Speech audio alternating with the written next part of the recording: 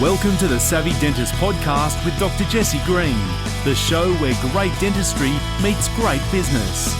Listen in each week as we bring you an inspiring person who will share their story, ideas and business techniques to help you create a practice and a life you love. And now introducing your host, Dr. Jesse Green.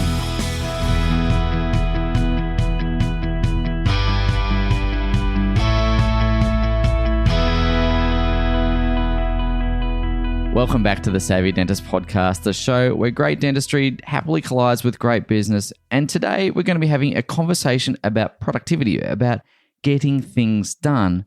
And for most of us, that's a challenge in business. We find that there's not enough time to get the really important things done. We get together with our team and sometimes we get an outcome and sometimes we don't. So we're going to be talking about a fundamental tool to assist you in productivity, and that is meetings. Now, meetings sometimes get a bad rap, but a really good meeting can make the difference between a so-so business and an excellent business, one that truly scales and delivers. And today I'm going to be joined by Elise from lucidmeetings.com, who's an expert at running high-performance meetings to get outcomes. So, Elise, thank you so much for taking the time out of your day to come and hang with us. How are you? I'm doing great. I'm so happy to be here. Fantastic. Now, we were just talking offline a moment ago. You're in Portland, Oregon, and a squirrel literally came to your window a moment ago, which for those of us in Australia, we kind of go, wow, how does that happen? But I'm curious to ask you about your journey because, interestingly enough, running training and running programs around how to be effective in productivity, how to achieve business goals, is probably not something that you would put on your career form as a teenager. How did you find your way into this line of work? I have one of those wonderful zigzaggy roads where I decided to become a theater major and graduated with a degree in the performing arts, which turned out not to be well aligned with my desire to eat regularly. Okay. So I joined the technology world and got my first grown-up job in internet startup, which was really exciting because we thought, okay, we're going to change the world with all this software. But it turns out what we actually did was we argued most of the time. And yes, we shipped software, but not as often as we should. We happened to be very lucky that we built software for organizations, international organizations that collaborated to build standards. So the ADA and dental standards and safety standards and technology standards. And these are organizations that were bringing people together from around the world to decide how the world should operate. And as I watched our customers, I saw that the way they got all of these people who don't know each other, don't necessarily have people skills, and don't necessarily agree on what should happen to come up with and decide on a standard was through a series of well-designed meetings. And back at the office, we're all on the same team. We all have the same goals, and we can't pick a logo color because we're too busy. Having our ego wars or listening to the boss talk for too long. And I was like, wait a second, how are these other folks getting this done? And I saw that it was the way in which you structure how you talk about your work with the people there can radically change your ability to get that work done. And then back at the office, our team adopted a methodology called Agile, which has a series of very well-structured meetings designed into the methodology. And it was night and day. We were aligned. We shipped faster. We understood what we were doing. We started to like each other again. So it was like, this is really, truly stunning because when you change how you meet, everything else changes. It's just this super underappreciated pivotal moment, which is what brought me to a decade later where we are today. So that's really interesting, isn't it? Because my first job out of university after graduating from dentistry was in the military. I was a Navy dentist. And as I progressed through those ranks, meetings became a very common part of my day. And, I can vividly remember sitting at meetings, slowly losing the will to live, sliding further and further under the desk, eyes rolling back into my head. And invariably, there was someone at the front of the room who seemed to be talking endlessly, loved the sound of their own voice. And indeed, there's people sitting around the table who, this is going back before smartphones, but they'd be checking their watches, they'd be doing anything but really paying attention. And so what ended up happening in that circumstance is candidly, yeah, it was a bad meeting, obviously, but we didn't get outcomes. We didn't really get to achieve the things that we wanted to achieve. We didn't feel connected. We didn't feel aligned like you had done. So I wanted to ask, in small business like the ones that most of the people listening to this podcast will listen to, we hear the mantra of have a meeting, bring the team together to discuss various different elements. How is it that we can transition from this bad meeting experience that many people would be experiencing, or at least a subpar, not even optimal experience? May not be terrible, but definitely not optimal. How do we transition out of that? And is that a common occurrence, and how do we get away from it? It's an entirely common occurrence. And there's some interesting research that kind of helps us understand why that happens. So one thing to understand, especially as leaders, is that the key to feeling like a meeting was a good use of your time for everybody is that you understand what to expect and you get an opportunity to participate, right? So it's relevant to you, you know what to expect, and you get a chance to participate. Now that's sort of built in for the leader. They called it, that guy who talks all the time or that gal who talks all the time. They're having a lovely meeting. Indeed. And because they're in charge, they don't necessarily recognize the problem as acutely as they should to help inspire the change. So knowing that, unfortunately, unless you have literally designed your meetings to be productive and gotten some training, because this is in fact a skill. It isn't actually the same thing as having a conversation with your mom on Skype. This is a team of people you're trying to organize and motivate to work. That's a completely different thing. And it requires some focus and some skill adoption. So if you haven't done that work, you are probably leading terrible meetings, even if they don't feel like terrible meetings. So knowing that awareness is a good place to start. But after that, one of the pieces of advice we always give a small business owner, and frankly, anybody leading meetings, is just don't. Don't. And let me take it a little farther because that sounds a little confusing. But what we're actually saying is don't lead anything called a meeting because that doesn't mean anything. The word meeting says I got to get a bunch of people together in a room and they're going to talk at each other for a while. Yep. No. You need to get more specific. And once you get specific, once you get clear about what it is you've got those people in that room to do and what they're meant to get at the end, you can give that a specific name and you can design it to achieve outcomes. So in the small business sense, we have a series of templates on our website, actually, that lay out a 4-meeting plan that helps small business owners do the specific things that tend to be key to most small businesses. So there is one session that is about strategic planning. Yes. And how do you run strategic planning, right? That's not a meeting. That's strategic planning. Yeah. Okay. And then once you have that plan, you get a plan in place, and then you've got some metrics you're trying to hit, right? Maybe you're trying to increase patient satisfaction. Maybe you're trying to increase revenue per patient through time. Yes. Who knows what your growth metric is, but you've got some numbers you're trying to hit.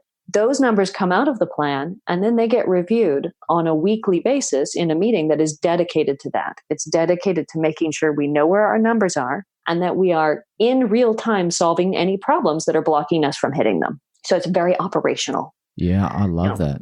And then these teams, they will have a daily huddle, which is about making sure that the heartbeat of the organization, the current context is clear to everybody. Very short, very, very disciplined kind of a meeting. Like that's 10 minutes. And its function is continuous information stream and continuous learning, right?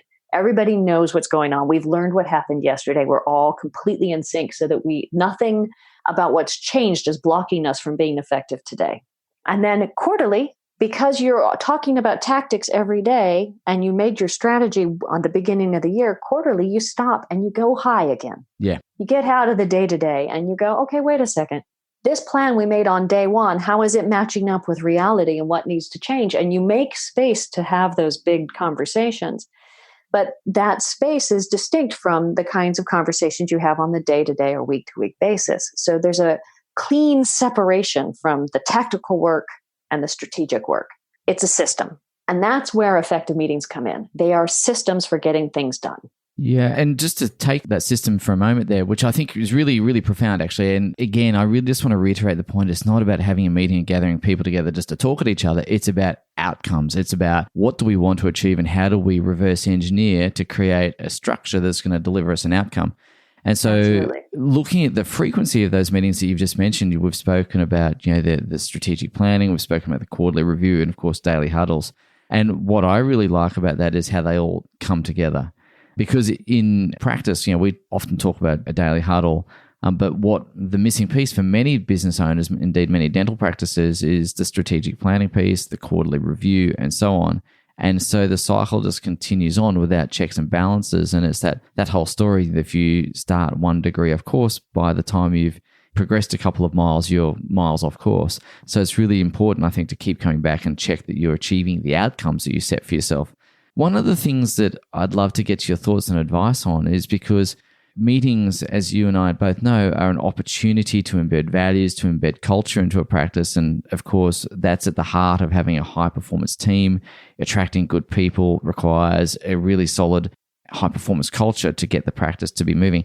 How do you see meetings as a vehicle to instill and embed those fundamental elements of the business into the team? How do you see that working? I believe that meetings are absolutely the primary tool you have for living culture, especially if you've got a good cadence of regular meetings.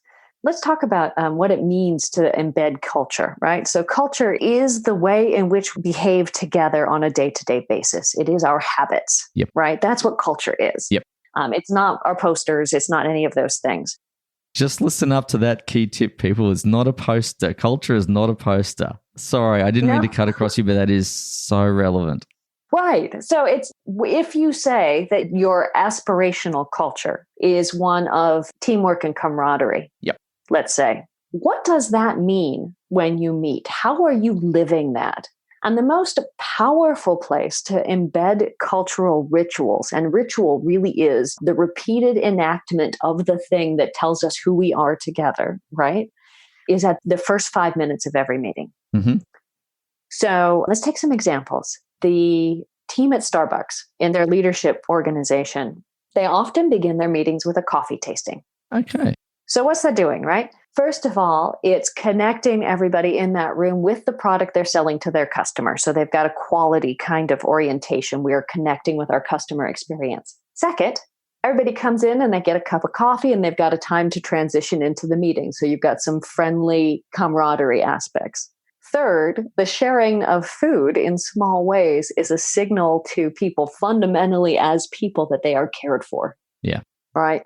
So you've got, and then they each get to go around the table and say, yeah, I like this one. I don't like that one, whatever it is, which is a way for everybody's voice to be heard immediately in the meeting. So everybody's participating on a topic where they have voice and relevance, right? In a very, very safe, friendly way. So this one little thing they do says, we're about coffee, we're about people, we care about what you say, and we're all in this together.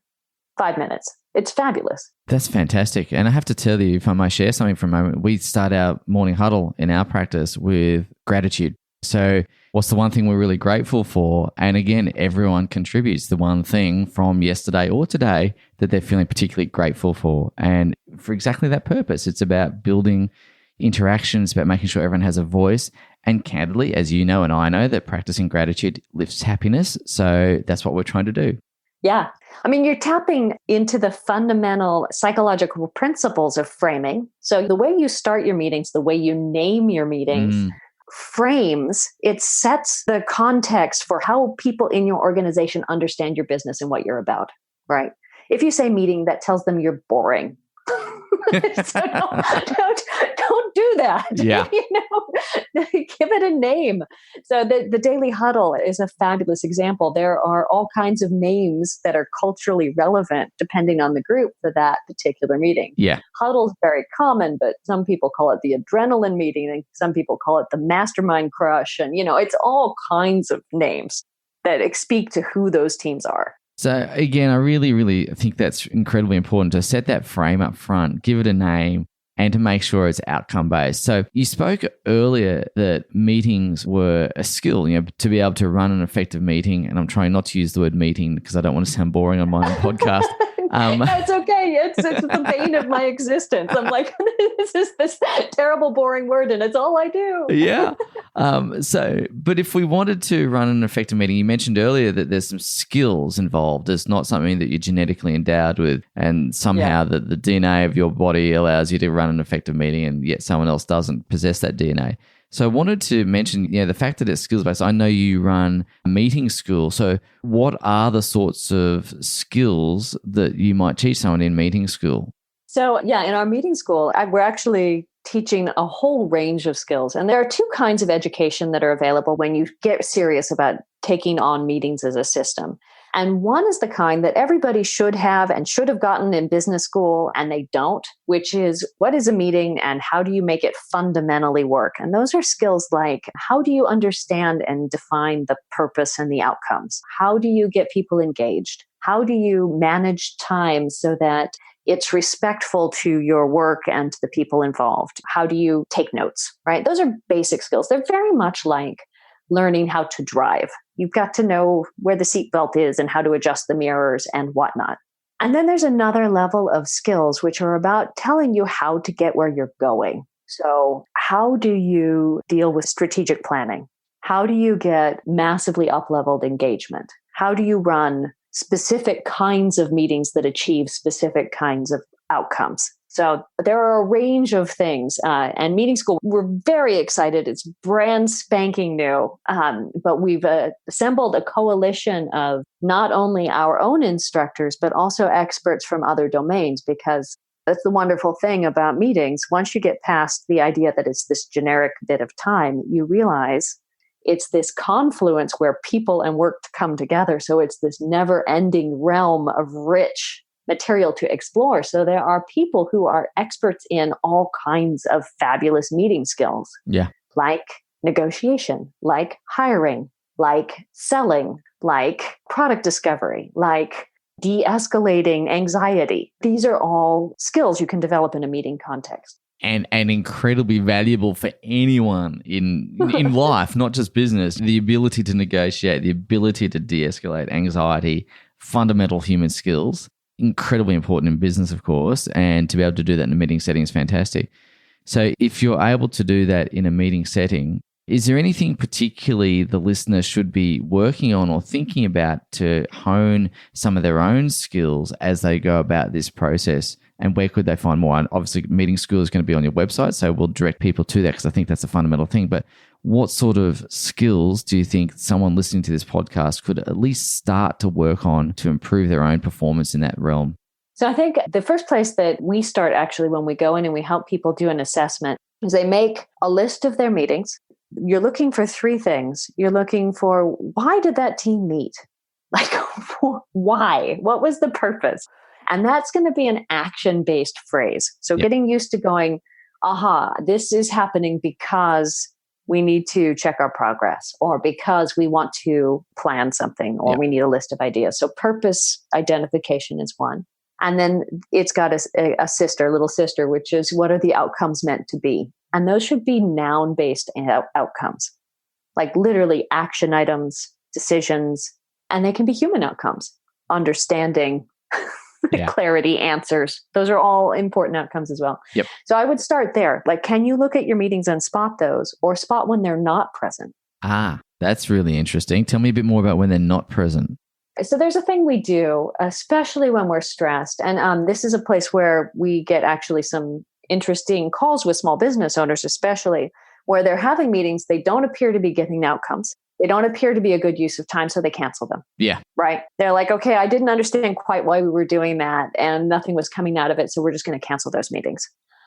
And then we'll get a call later. So I had a call from a lady who was not a dentist. She's a specialized construction field, but a kind of a similar career path where she had become really fabulous in her particular area of expertise. She was a master craftsman in her thing. Yes. And decided to go out on her own and create her own business. Okay. And she was fabulous. So she attracted clients because she is fabulous. And she started to build a team. And many months later, she started getting complaints from clients because her project managers were not running good meetings. They weren't able to tell their clients what was going on well. And so she came to me and she said, Elise, we have to get these project managers trained to use an agenda. And I thought, well, that's interesting. Let's take a look and see what they're doing. Because while an agenda is a handy tool, it doesn't actually necessarily help you have a quality meeting. It's just a bulleted list of possibilities. An agenda's, it's not magic. It doesn't actually make meetings go. And most project managers understand that their clients want to know what's going on with project. Yeah, so totally. Why would angry clients are pretty easy to spot. So why would this be happening? It's probably not the lack of an agenda. Well, it turned out what had happened is this business owner was so busy doing work and then putting out fires that she had canceled all of her internal team meetings. Oh, wow. So her project managers, and it turns out the rest of her team actually didn't know what was going on. They had lost connection with what they were meant to be focusing on. They didn't feel cohesive as a team, and they were starting to frazzle. Yeah. And unfortunately, what the effect that it had on her was she was also starting to lose her own faith in her ability to become a business leader. Ah, okay. So it was just the lack of purpose there was she identified that she didn't have clear purpose and clear outcomes, but the action she took to correct it was wrong. Yeah, I think that's going to resonate very strongly with lots of dentists listening to this podcast because they've, like your client, they've trained to be master craftsmen or craftswomen in their particular field. And of course, many of them find themselves in a self-employment situation, much like your client did, where they've gone out on their own. They're good at what they do, so they attract a following. And then they realize or come to the view that they want to create a team around them so they can create a bit of leverage and scale their business. But of course, to do that, you need to have a team that is self-managing and self-functioning, but they still need to be led and they still need to have communication, and the meeting rhythm and the meeting purpose and outcomes-based type of meeting is key and fundamental to keep that team communication really rich and really timely. And without that team communication and without that mechanism to do that, of course, as your client experienced, sadly, is the things that were once strengths of the businesses start to deteriorate. That core service delivery starts to deteriorate. And so then the owner starts to lose faith and thinks, well, maybe I'm better off just being a one-man band, perhaps, and I'll go back to what I know and what I can control personally and directly rather than create a team. And so you get on this growth curve and then all of a sudden it can peter out. So I think for ladies and gents listening to this podcast, that is absolute gold from Elise. I'd really encourage you to take heed of that, because if you want to be able to grow your team and grow your business, being able to communicate effectively is key, and meetings are an essential element of that. Elise, what else do you think goes a little awry for small business owners in their meeting structures? Because what you've outlined there is so common. Where else do you see problems arising? Well, that's certainly one of it. And then the other place for small business owners, especially, is the rapid learning curve. Yeah. So as we grow our businesses and as we begin to scale, the number of things that we need, the number of kinds of conversations and the sophistication with which we need to have those conversations increases. Yes. So here we have a place where most of us are skill deficient because, I'm a small business owner myself, right? And I came up through my ranks writing code. Yeah. I write software. So this is not something I ever had any training on. I do now because I saw it and I was like, oh my God, it's a superpower, which it totally is. Yeah, if you can nail this is transformational to your business, right? It's a superpower. It's amazing. But it's very, very challenging when you're in the stream of it to stop and sharpen your saw. Yeah. But the underlying key to scalability is systems. Yes. And as your business evolves, the kinds of meetings you need to run and the meeting systems, the sophistication of that system has to evolve as well. So the way that you meet with a team of 10 that's intrinsically motivated and passionate about getting this thing off the ground and all of that is radically different than the way you would lead a team of 50. Yes. So that's where I see a lot of challenges, is people trying to leap some of those scale transitions. And just they have to change what had worked for them, and they can't quite see why it doesn't work going forward. Yeah, it's that whole situation that what got you here won't get you there. So as your business needs evolve, so too must you and your skills, and therefore being able to radically transform your business, which is what people listening to this podcast want to do, is to transform a business from what it is today to where they want to get to, and have a life amongst all that. then being able to transform your team and transform your meeting structure is going to be a fundamental skill to develop. One of the things that comes up regularly when in the work that I do, Elise, is, and this is maybe not directly related, but I suspect a very close cousin to meetings, is, okay, we've had a meeting, we've decided on the projects, the actions, and so on. How do I then translate that into action? How do I get stuff done so that when I come back and we have our next meeting, I'm not saying, yeah, I've still got that to do. My to-do list is exactly as it was when we last met. How do we get traction and action based on that to-do list, that list of priorities? That's a fascinating challenge, isn't it? Yeah. Because it's it is. that wonderful confluence of personal productivity and organizational productivity. Mm-hmm.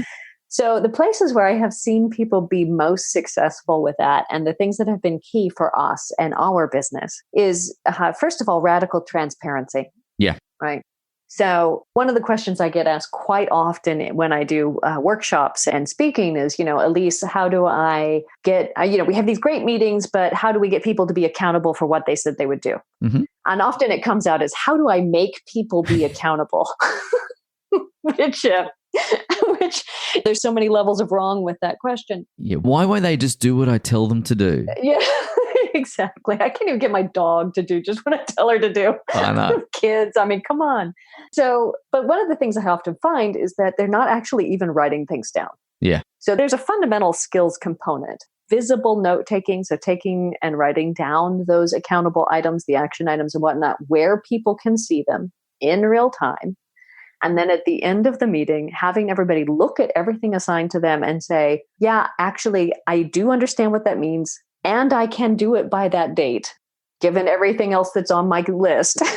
It's a first step, right? Yeah. Actually asking the question. Can I get it done? Yeah. And then the other place where that personal productivity and meeting productivity collide is the way in which you schedule your meetings. So we talk a lot about scheduling meetings that they don't go too long or too short or all of those kinds of things. But there is an artistry to also leaving big chunks of time open on the calendar for people to do work in. Yep. Sort of like reserving that space so that if people are assigned things, they have actually a hope and prayer of getting them done. Yeah, and you're not trying to do the work in between the phone ringing at the reception and let me just do 5 minutes of work, then the phone rings and then someone comes through the door and I'm getting that context shifting all the time. And we all know that when we have that interruption, it takes, I don't know, they say 15 to 20 minutes, I think, to get your concentration back. But if we're constantly being interrupted without blocking that time out, then really there's not much of a hope in getting anything done. Right. So time blocking is just one of those magical tactics for both on a personal basis, but you can level that up and apply that to whole teams and whole organizations and block out time for those kinds of things. Fantastic. The thing that we do in our meetings that is absolutely the most critical out of all of those. So we've got clarity on what our action items are. We confirm that we actually can do them. The person assigned to it says they can do it. Yep. And then at the very end, we confirm our priorities. And we go, hold on a second. Have we signed up to do anything that isn't the top 3 things we need to be doing as a business right now, in which case we need to let that go? Yeah. And that's a kind of discipline that's so hard to get as you're growing because everything needs to be done and it's all possible and it's all tantalizing, but you can't get there that way. Yeah, absolutely. And one of the stories that I love to tell is, or one of the metaphors I like to use, I should say, is if I throw a tennis ball to someone, they'll probably catch it. If I throw 2 tennis balls to them, they might catch both. 1 in each hand. If I throw 3 tennis balls, they might catch one. But if I throw 10, like the 10 priorities, all of a sudden that's exactly what happens is there's too much input, too much to do, and they drop everything.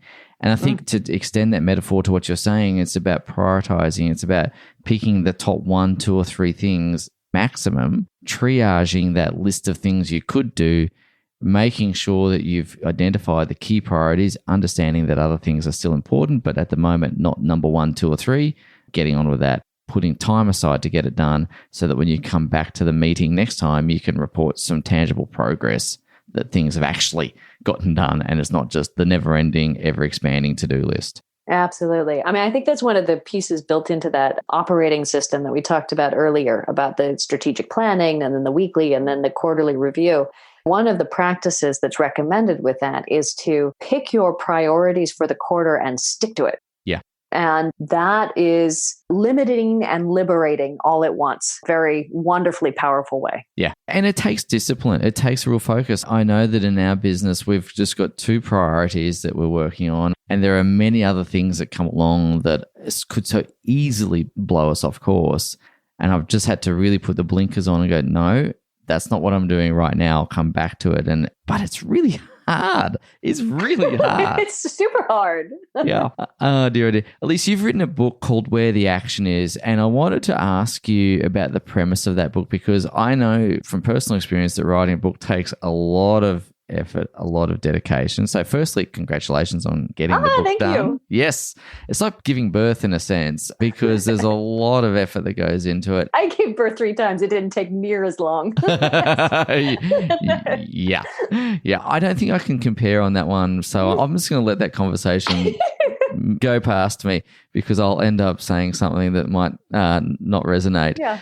But in any event, firstly, congratulations on the book. I wanted to ask you why you wrote the book, because I know that writing the book takes, as you have experienced, lots of time, lots of effort. So what was the burning thing you wanted to achieve in that book? So our company's mission is to help teams, basically to make it easy for people to have successful meetings consistently. Yeah.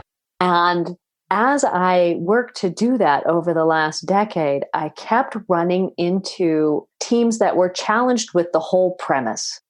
Meetings are a waste of time. Meetings, why bother? And yet I had seen in the places where they had taken it on and become successful, how in fact the meetings were the key driver. They're a keystone habit of performance. Yeah. Taking this seriously and doing it well is a massive competitive differentiator. It's a radical shift. And I couldn't find anybody else writing about that. And I'm like, we have to be able to express the positivity, the opportunity, and the system-based approachability. So it's not a mystery. You don't have to learn the skills and start from first principles. There are, in fact, successful models. There are, in fact, examples of exactly what kinds of meetings lead to what kinds of results that are available to us if we can get past the whole meetings FUD and take it on. So that having a way to get that out there so that other people could start to see some of those examples was just important for me. Yeah, fantastic. And I think it's really important for everyone in small business and indeed larger organizations as well to be able to embrace that, because again, all of us are in business to create a difference, to make a difference in the world. And for our team and our organizations and our businesses to be able to do that, we need to be able to communicate effectively as an organization. So I really endorse that book. So ladies and gents, please head across to lucidmeetings.com. There's so many tools and templates on the website there, including the book. But notably, there's tons of downloads there that you can get for structure of meetings, the things that Elise has already spoken about. So please do head across there. I've had a really good fossick through the resources there, and they're really good, they're really valuable, and they're really practical. So I'd encourage you to check that out. Elise, you've been incredibly generous with your time today, and I thank you not just for spending time with us, but for the work you do, because I think essentially you're transforming organizations so that they can transform their world. And I think that's really important work, and I salute you for it. And as we do wrap up, I just wonder, is there any parting words of advice you'd leave our listeners as they go about their journey to transforming their own business? You can do this. That would be my advice. There's a system in there, and there's a path. There's a path that's laid out from others who have gone before. You don't have to invent it on your own. Look at your business, find the system, and it will work. That is fabulous. Again, ladies and gents, follow the yellow brick road. It's already mapped out for you. You don't need to recreate it. And once again, Elise, I really do thank you for your time, your wisdom, and your insights today. It's been wonderful having a conversation with you, and I hope we can catch up soon. Thank you. I hope you enjoyed that interview with Elise Keith as much as I enjoyed bringing it to you. There's so many pearls of wisdom in that conversation that I'd really encourage you to listen to it a few times over. Now, in terms of public service announcements, I'd love to just recommend a couple of little tools to you. please, if you want to continue the conversation, head across to the Savvy Dentist Facebook group. It's our free group. You can come there. If you're a dentist, come and join the conversation. We've got training, we've got tools, we've got some tips there. And yes, we do talk about meetings as well. In addition to that Facebook group, we have the Savvy Dentist app, which you can download at your favorite app store, whether you're an Apple user or an Android user. Head across to your app store of choice. It's where all our stuff resides, podcast, blogs, a heap of other resources. And of course, we're going to be sending a lot more stuff down that channel shortly, so you'll have access to a ton of free stuff there. So grab that, and we look forward to seeing you next week, of course. And until then, have a great week. Bye for now. Thank you for listening to the Savvy Dentist podcast with Dr. Jesse Green. For more free tools and resources, join the free Facebook group. Visit drjessegreen.com/Facebook. And for more episodes, visit drjessegreen.com/savvydentist.